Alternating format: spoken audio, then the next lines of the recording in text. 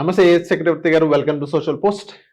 నమస్తే నేహాల్ గారు, మీకు అదేవిధంగా మీ ఛానల్ సోషల్ పోస్ట్ వారికి ఈ అవకాశం కల్పించినందుకు ఒకసారి ధన్యవాదాలు చెప్పుకుంటూ మనం కార్యక్రమంలోకి వెళ్దాం. సార్, ఇప్పుడు లాస్ట్ వీక్ నిఫ్టీ 50 మనం చూసుకున్నట్లయితే కొంచెం పాజిటివ్గా అనిపించింది. అండ్ ఇప్పుడు లేటెస్ట్ డెవలప్మెంట్ ద్వారా సో నెక్స్ట్ వీక్ నిఫ్టీ 50 ఎలా ఉండబోతుంది? ఇప్పుడు ట్రేడర్స్ షార్ట్ కొట్టుకోవాలా లేకపోతే లాంగ్ కోర్ కొట్టుకోవాలంటారా? నిహాల్ గారు, నేను మొత్తం విస్తృతంగా డిస్కస్ చేస్తాను. ఇప్పుడున్న లేటెస్ట్ డెవలప్మెంట్స్ అన్ని కూడా కొంచెం లోతుగా డిస్కస్ చేసి మనం నెక్స్ట్ వీక్ ఎలా ఉండబోతుంది, అసలు నిఫ్టీ పెరిగితే ఒకవేళ రెసిస్టెన్స్ లెవెల్స్ ఎలా ఉంటాయి, పడితే ఒకవేళ సపోర్ట్ లెవెల్స్ ఎలా ఉంటాయి అనేది కూలంకుషంగా మనం డిస్కస్ చేద్దాం. నిహాల్ గారు, ఫస్ట్ ఆఫ్ ఆల్ నిఫ్టీని నెక్స్ట్ వీక్ ప్రభావితం చేసేది మనం ఇవాళ ఏప్రిల్ 11వ తారీఖు మనం డిస్కస్ చేస్తున్నాం. సో 13వ తారీఖు ఏప్రిల్ నుంచి స్టార్ట్ అయ్యేటువంటి వారానికి నిఫ్టీ లెవెల్స్ ఎలా ఉండబోతున్నాయి, అసలు నిఫ్టీని ప్రభావితం చేసే అంశాలు ఏంటి, ఇది మనకు కావాల్సింది. మొట్టమొదట నిహాల్ గారు, గ్లోబల్ క్యూస్ అనేది ఖచ్చితంగా దాని ఇంపాక్ట్ ఇంకా ఉంటుంది. ఓకే, ఆల్రెడీ ఒక 2 వీక్స్ సీజ్ ఫైర్ అనటం వల్ల మార్కెట్లు కొంత ఊపిరి తీసుకున్నాయి. తర్వాత ఇప్పుడు పాకిస్తాన్లో ఈ సీజ్ ఫైర్ గురించి అర్థమైందా డిస్కషన్స్ జరుగుతున్నాయి. సో అవి సక్సెస్ అయ్యేదాన్ని బట్టి లేదు ఫెయిల్ అయ్యేదాన్ని బట్టి నెక్స్ట్ మార్కెట్స్ మూవ్ అవుతాయి.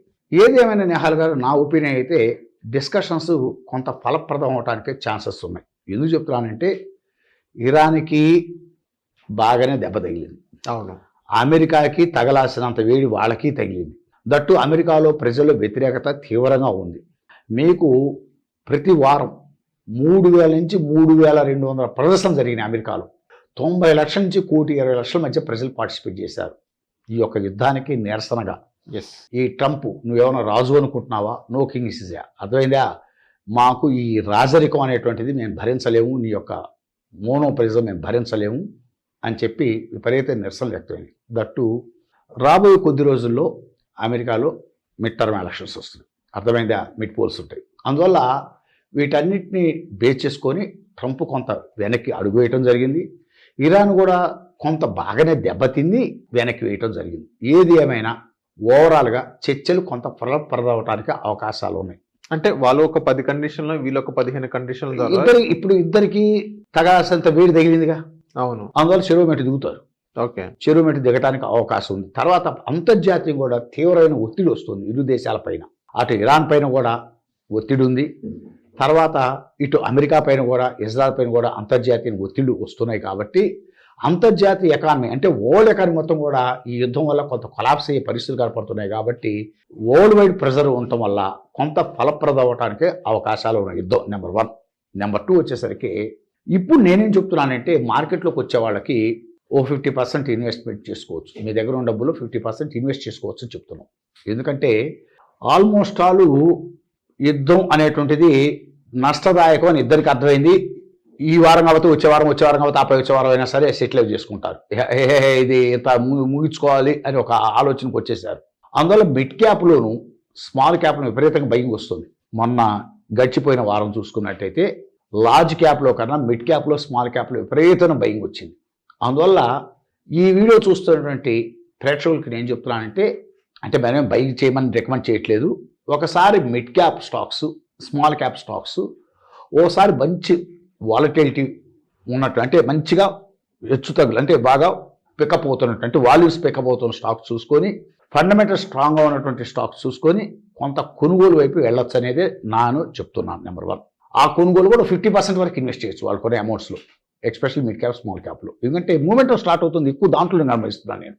మంచి వాల్యూమ్స్ అవుతున్నాయి మిడ్ క్యాప్ స్మాల్ క్యాప్లో. అందువల్ల ఫండమెంటల్గా స్ట్రాంగ్ ఉన్నవి చూసుకొని కొంత ఇన్వెస్ట్ చేసుకుంటే వెళ్ళొచ్చు, నో డౌట్, అది ఓకే. తర్వాత అసలు ఓవరాల్ నిఫ్టీ ప్రభావితం చేసే అంశాలు ఏంటంటే, ఒకటి global cues, political, geopolitical, ఓకేనా, అది కొంత సానుకూలంగానే క్లోజ్ అవుతుంది అనుకుంటున్నా.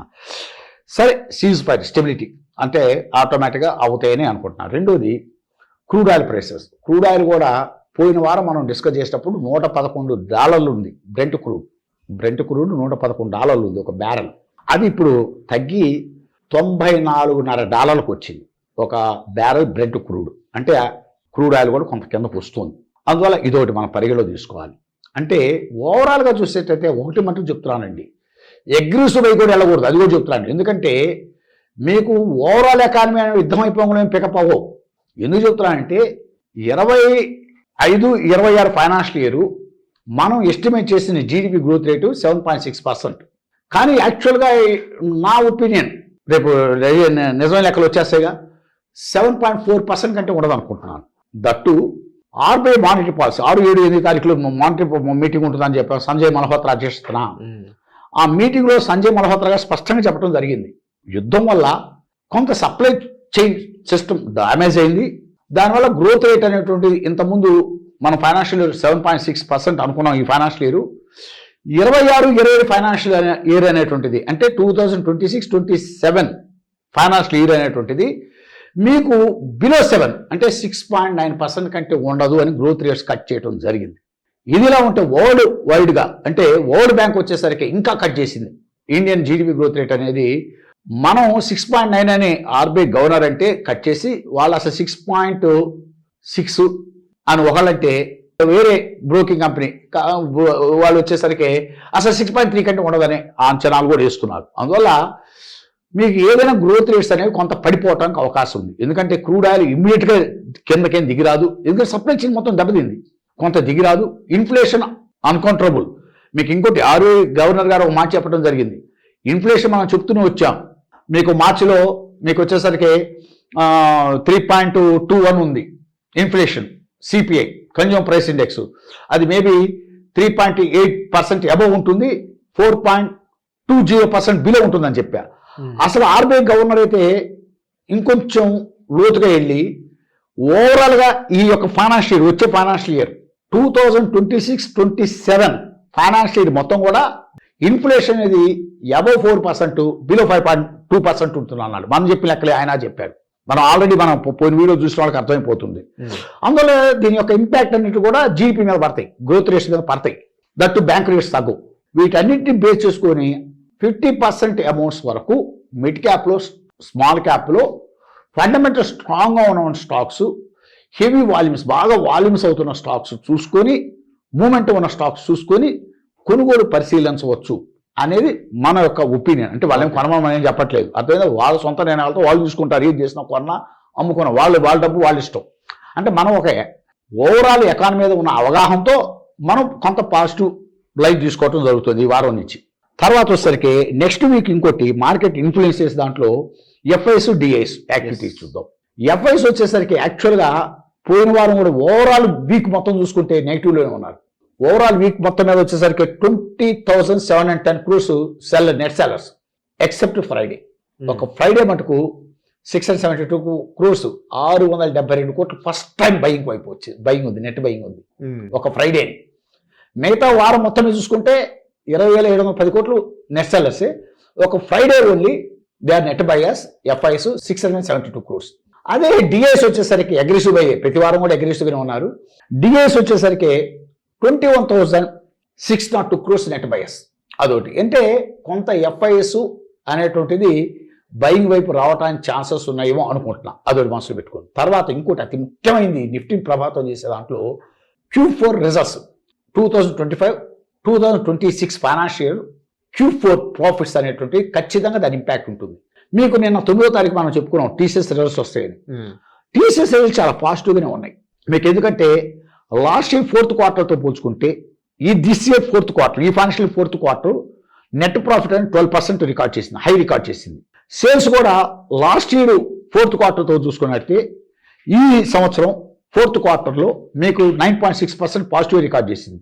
టోటల్ వచ్చేసరికి నెట్ ప్రాఫిట్ వచ్చేసరికి అంటే నిన్న క్వార్టర్ వచ్చేసరికి 4th quarter this financial 4th quarter వచ్చేసరికి net profit 13,718 crores net profit record చేసింది.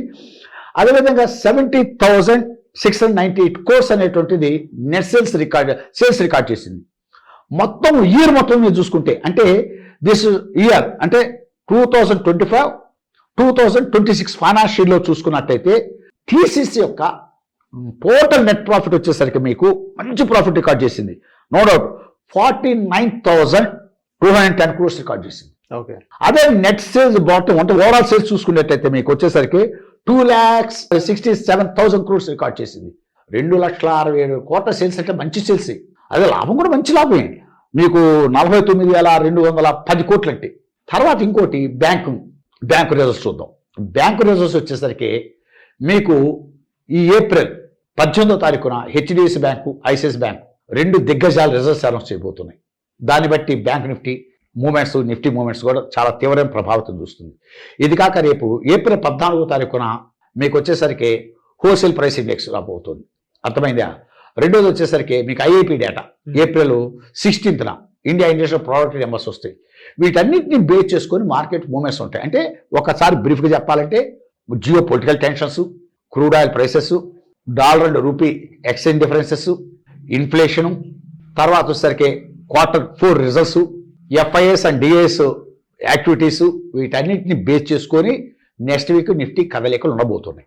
ఎలా ఉంటాయంటే నిన్న ఫ్రైడే నిఫ్టీ ఎక్కడ క్లోజ్ అయిందంటే నిహాల్ గారు 24,50.60 మీద క్లోజ్ అయింది. అంటే 24,050.60 దగ్గర క్లోజ్ అయింది. నెక్స్ట్ వీక్ పాజిటివ్గా ఉంటే ఓకే పెరగడానికి అవకాశం ఉంది. ఖచ్చితంగా నా ఉద్దేశం చర్చలు ఫలప్రదం అవుతాయి అనుకుంటున్నా. My personal feeling. ఓకేనా? ఫలప్రదం అయితే పైకి ఒక్కొక్క లెవెల్ చెప్పుకుందాం. రెసిస్టెన్స్ లెవెల్స్ ఎలా ఉంటాయి పెరుగుతుండేటప్పుడు. ఫస్ట్ రెసిస్టెన్స్ వచ్చేసరికి మీకు 24,300 is the first resistance. Okay, it may cross successfully 24,300. R 2 వచ్చేసరికి మీకు వచ్చేసరికి 24,425, 24,425. అక్కడ కూడా సక్సెస్ఫుల్ గా క్రాస్ చేసింది అనుకోండి. నెక్స్ట్ వచ్చేసరికి 24,680. అది కూడా క్రాస్ చేసింది అనుకోండి సక్సెస్ఫుల్ గా. Next my personal feeling 24,850. 24,850 cross చేయడం అనేది చాలా చాలా కష్టం ఇప్పుడున్న కండిషన్స్ లో. అది అక్కడ మటుకు కొంచెం జాగ్రత్తగా ప్రాఫిట్ బుకింగ్ రావడానికి అవకాశం ఉంటుంది. కొంత ప్రాఫిట్ బుక్ చేసుకుంటారు. ఎందుకంటే కింద కోరుకున్నటువంటి వాళ్ళు కొంత ప్రాఫిట్ బుక్ రావడానికి అవకాశం ఉంది. వాళ్ళ కొంత షార్ట్ చేసుకోవడానికి కూడా అవకాశం తీసుకుంటారు కొంతమంది. ఎందుకంటే మార్కెట్ కంటిన్యూస్గా పెరగదా, రోజు మార్కెట్ పెరుగుతూ పోదుగా. అందువల్ల ఒక దశ అంత ఎప్పుడైతే 24,850 వస్తే కొంత షార్ట్ పొజిషన్ తీసుకోవడానికి ఆలోచిస్తారు. ఈ కింద కొనుక్కున్న వాళ్ళు కొంత ప్రాఫిట్ బుకింగ్ కూడా వస్తారు. That's logic here. Okay, clear, పక్కన పెట్టండి. ఒకవేళ మార్కెట్లో ఈ చర్చలు జియో పొలిటికల్ వారు, ఈ ఇరాను, అమెరికా, ఈ ఇజ్రాయెల్ మధ్య ఈ పాకిస్తాన్ జరుగుతున్న చర్చలు ఫెయిల్ అయినా, ఒకవేళ మళ్ళా యుద్ధం స్టార్ట్ అయినా, క్రూడ్ ఆయిల్ ప్రైసెస్ బీభత్సంగా పెరిగిపోయినా, ఇన్ఫ్లేషన్ అన్కంట్రోలబుల్ అయినా, రూపాయి వేల దారుణంగా పడిపోతున్నా, అర్థమైందండి. తర్వాత ఆపరేటింగ్ కాస్ట్లు పెరిగిపోతున్నా, సప్లై చైన్ మొత్తం ఇంకా డ్యామేజ్ అయిపోతున్నా, ఒకవేళ మార్కెట్స్ ఏదైనా కొలాప్స్ అవుతాయి, Q4 రిజల్ట్స్ అర్థమైందా, this year financial year quarter results కనుక ఏదైనా ఇది అనుకున్నంత పాజిటివ్గా లేకపోయినా, మేబీ నిఫ్టీ కిందకు వస్తుంటే ఎక్కడెక్కడ సపోర్ట్ పాయింట్స్ వస్తే చెప్పబోతున్నాం. ఫస్ట్ సపోర్ట్ 1 వచ్చేసరికి నిహాల్ గారు 23,650. ఓకే, 23,650 చాలా మంచి సపోర్ట్. అక్కడ కనుక బ్రేక్ అవుతే, అంటే బ్రేక్ డౌన్ కొడితే, కిందకి వెళ్ళిపోతే, అది కనుక నిలబడలేక 23,100, 23,100 దగ్గర కనుక నిలబడలేక కొంచెం బాగా గట్టిగా పట్టుకోవడానికి ట్రై చేస్తారు. అక్కడ కనుక బ్రేక్ డౌన్ కొడితే నిలబడలేక కిందకి వెళ్ళిపోతే నెక్స్ట్ 22,540. ఓకే, 22,540 దగ్గర కనుక నిలబడలేకపోతే 22,200 మటుకు స్ట్రాంగ్ గా పట్టుకుంటారు అక్కడ మటుకు నిఫ్టీని. ఇప్పుడున్న కండిషన్స్, ఇప్పుడు సిచ్యువేషన్ లో. Okay, these are the Nifty levels, supports and resistances. Anyhow final conclusion, రేపు జరుగుతున్నటువంటి చర్చలు ఫలప్రదాన్ని బట్టి, క్రూడ్ ఆయిల్ ప్రైసెస్ బట్టి, ఇన్ఫ్లేషన్ బట్టి, మీకు తర్వాత వచ్చేసరికి ఫెడ్ నిర్ణయాలను బట్టి, వీటన్నిటిని బట్టి కూడా మీకు నిఫ్టీ కదలికలు ఉండబోతున్నాయి. Okay. So thank you sir. Thank you Nihal గారు.